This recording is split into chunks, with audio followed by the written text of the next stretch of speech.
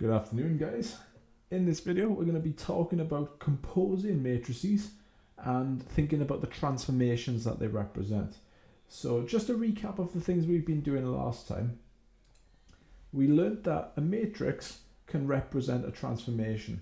So if we have the matrix 1, 0, 0, minus 1, and we multiply it by a vector, and in this case, since I've got a coordinate here at 3, 1, let's consider this at 3, 1.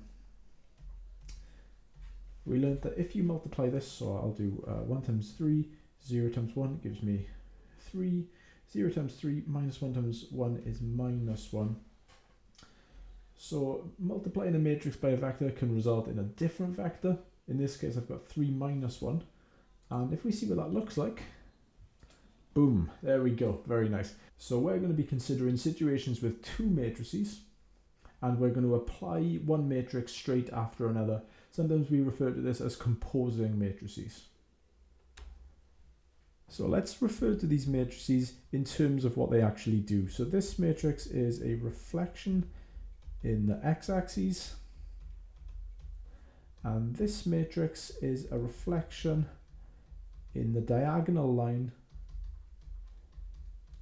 y equals x, and I believe we've used them both before. Now, if we are doing this operation where we take a point P, we first of all use the matrix A, and then we use the matrix B. That's going to look like this. You take your point, you do the matrix A first, and then you do the matrix B to that. And then the brackets aren't really necessary, so you can just write it all in one go. BAP. Very nice. So BAP does actually mean apply A first and then B. Obviously that's a little bit of a throw, because when you've done reading in the past, you've gone from left to right. But just keep in mind with matrices that it's the matrix that's closest to the point that's being applied first. So let's just work through the calculation of BAP, which was do the matrix A first, then do the matrix B. So we've got the matrix B over here. We've got the matrix A, and we've got the vector 3, 1, which is P. So the matrix that's closest to the point is always the matrix that we apply first. Now, we've worked out the result of AP already, which was 3 minus 1.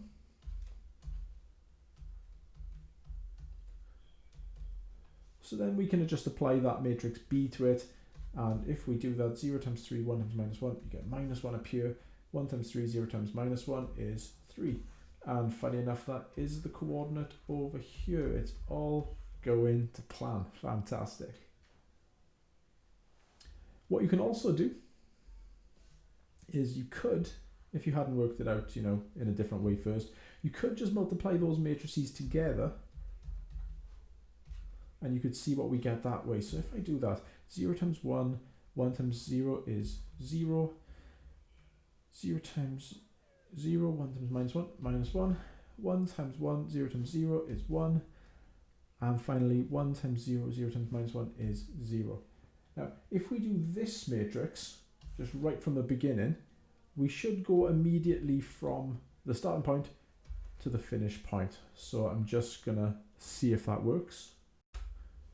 So here's my matrix BA, and if I chuck that matrix right in front of the coordinates straight away, then I get 0 times 3 minus 1 times 1 is minus 1, 1 times 3, 0 times, yeah, cool. So it's possible I can go straight from the point to the result by multiplying the matrices together.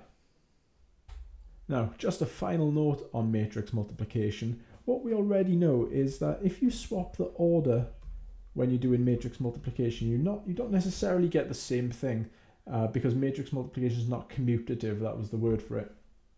And if you think about it here, we did the reflection in the x-axis first, and then we did the reflection in the diagonal. Now, if we swap the ordering of those things, and we do the reflection in the diagonal first, we're actually going to go from 3, 1 to 1, 3. And then if you do the reflection in the x-axis, you're going to go down here. So here's the two results together. You can see that, yeah, AB and BA are not giving you the same results.